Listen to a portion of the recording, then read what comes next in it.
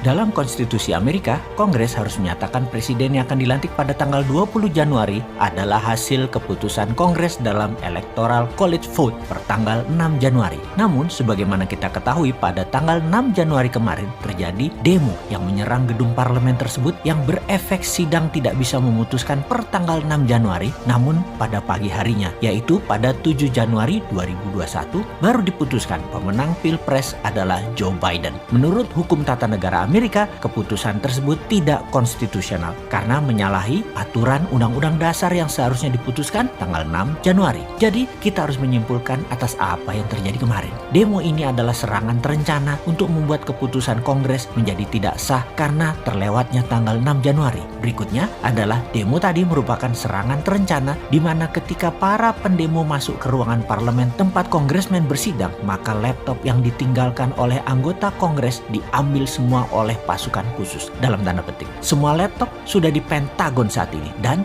hari ini Trump rapat di Pentagon. Apa kira-kira isi rapat di Pentagon tersebut? Oke, bagaimana kalau kita berandai-andai? Sekedar mengingat, Kongres pada tanggal 7 Januari 2021 kemarin sudah memutuskan Biden menjadi pemenang pemilu 2020 dan akan dilantik 20 Januari 2021. Biden yang kita tahu tangannya berdarah akan menjabat sebagai Presiden Amerika ke-46. Ingat, banyaknya bom di berbagai negara selagi Obama menjabat. Masih ingat? Ingat ISIS, ingat Al-Qaeda, dan semua peristiwa terorisme terutama di negara penghasil fosil oil, di negara Timur Tengah, dan di banyak negara Islam adalah ciptaan kelompok mereka. Benar, Biden kala itu adalah wakil presiden, Obama presidennya. Hillary Clinton adalah Madam Secretary atau Menteri Luar Negeri. Madam Secretary dalam hal ini adalah third in command dalam konstitusi Amerika, pemegang komando tertinggi ketiga setelah presiden dan wakil presiden. Ketiganya tangannya terbukti berdarah ketika menjabat. Sementara Trump secara pribadi dirinya sudah membuktikan no war dan terrorist action tidak dipakai oleh Trump di seluruh dunia pada 4 tahun dia menjabat. Namun kali ini dalam detik-detik terakhir jabatan Trump demi memenangkan jabatan presiden lagi, siapa tahu gilanya Trump dipakai sehingga menggunakan aksi demo, chaos, terorisme,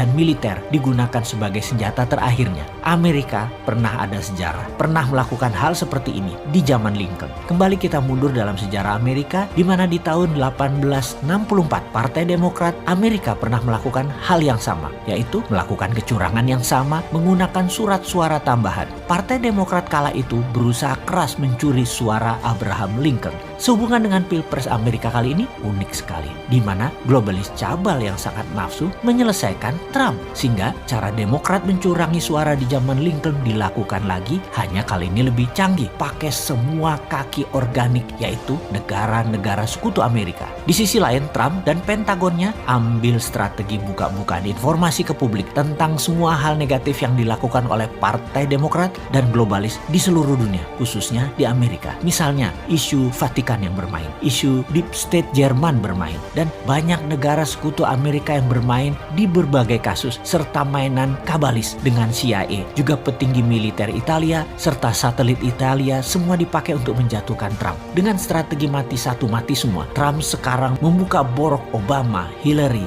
Biden, dan puluhan pejabat nasional Amerika. Semua dibuka di publik saat ini dengan bukti-bukti yang valid dan banyak. Pertanyaan kita sederhana, apakah kegilaan Trump akan going all the way, di mana kemungkinan besar Trump akan menggunakan martial law, yaitu negara dalam keadaan darurat, di mana hal ini akan membuat Pentagon, pengendali negara Amerika, atau negara dalam keadaan darurat militer. Yang ada dalam menu saat ini untuk diberlakukan martial law adalah negara bagian Washington, Wisconsin, Michigan, Arizona, dan kemungkinan juga Georgia. Martial law dipakai adalah Insurrection Act tahun 1807, di mana presiden bisa mendeploy militer dalam negerinya, yaitu di negara bagian yang bermasalah, lalu mengambil alih negara bagian tersebut karena sesuatu keadaan yang mendesak atau darurat. Kembali lagi ke pertanyaan awal, akankah Trump tega melaksanakan dan menjalankan executive order tersebut? Jawaban banyak pengamat mengatakan iya, namun saya secara pribadi ragu. Tetapi kemudian ternyata Trump memutuskan iya. Apa yang akan terjadi?